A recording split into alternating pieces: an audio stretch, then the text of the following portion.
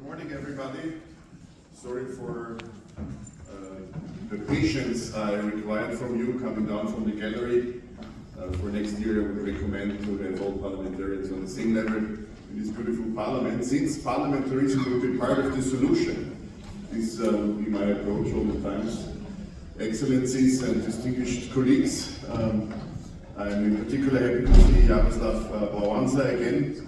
We were not only colleagues from 2017 to 19 in the European Parliament, we also had our offices next to each other, and I'm happy to see how much you're keeping up democracy as a parliamentarian still, since parliamentarism will be part of the solution, and as Ms. Åkermark has stated, parliamentary diplomacy will be part of the solution. This is what I strongly believe in, and this is what we exercise these days here on the beautiful island of Åland, and this is worth it because what's at stake is our civilization. Our civilization of freedom, of dignity, of rule of law and of democracy. And this is at stake because it has been attacked from the outside, as many speakers have stated already today, also via means of hybrid warfare, and it has also been, let's say, shaken and threatened from the inside. Due to populism and extremism of various kinds, and this is where we have to find our solution. Since democracy is fragile, we must not forget this valuable tool of democracy coming along with dignity, freedom, etc. is fragile, and this is why it needs our support, our help, also for future generations, and parliamentarism will be part of this exercise. I appreciated that Excellency, distinguished President Levitz has mentioned Immanuel Kant, and it's also a bit ironic since I have heard representatives of Putin, Russia's regime, claiming Kant for themselves, but they are not exercising in any way the philosophy of Kant in their true policies.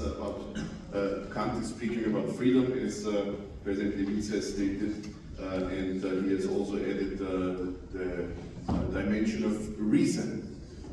And I also want to add the dimension of responsibility. We have to conduct freedom with responsibility, also request that from others and do it ourselves. It's also connected to the rubbish in the streets, Mr. Wawanza has stated, and this is what's connected to strong citizenship, to persevere freedom in order via conducting it with responsibility.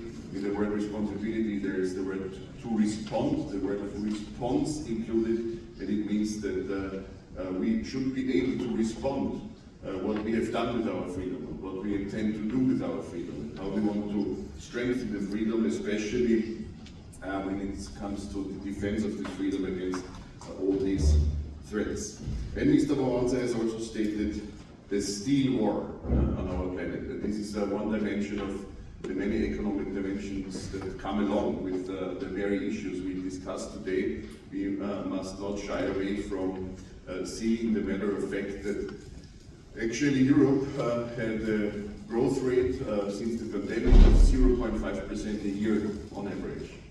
The USA had at the same time 3.5%, 7 times more, and China even 6%. So we see these rising powers not only rising in their political gravity in our geopolitical sphere, but also in their economic capacity. We are in a strong competition here, and we have to strengthen ourselves, and this is why I highly appreciate that the new European Parliament after the last elections, the new European Commission, more and more is focusing on competitiveness, on prosperity, on proper jobs, innovation, production on European soil. We will need it also for the sake of our civilization of freedom, dignity that I have just mentioned before. And part of this economic but also society problem is the demographic winter Mr. Wawanza has also addressed. And with this demographic winter comes along some necessity of labor migration, but also the threats that come along with irregular migration when it comes to our culture, our languages, and again overall our civilization of freedom and dignity which is at stake. This is why I want to share with you a clear message and also an invite. The clear message is that the European Parliament is running now for the third time a special committee.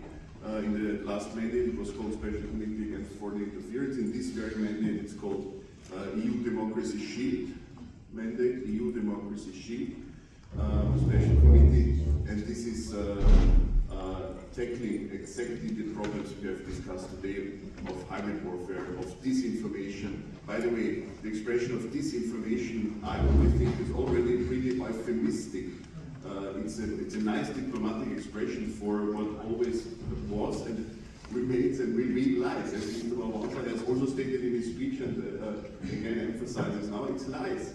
And we must not allow lies to define how we go forward in our societies or with our world. This is why the EU Democracy Shield Special Committee in our European Parliament is important, and the invite would be for all of you. I was myself a state parliament member for 10 years in my home region, Lower Austria, so the invite is really to contribute to the content and to the outcomes, the results of our EU Democracy Shield Special Committee. It will be possible via the channels and opportunities of parliamentary diplomacy, as I have stated in the beginning, and it will be worth it, because I think future generations will rely not on the extremisms of our time of various kinds, but on the, I would say, decent parliamentary work we do today, as we exercise it, especially in this Parliament of Åland in Mariehamn these days. Thank you again. Take care. Let's remain in good cooperation.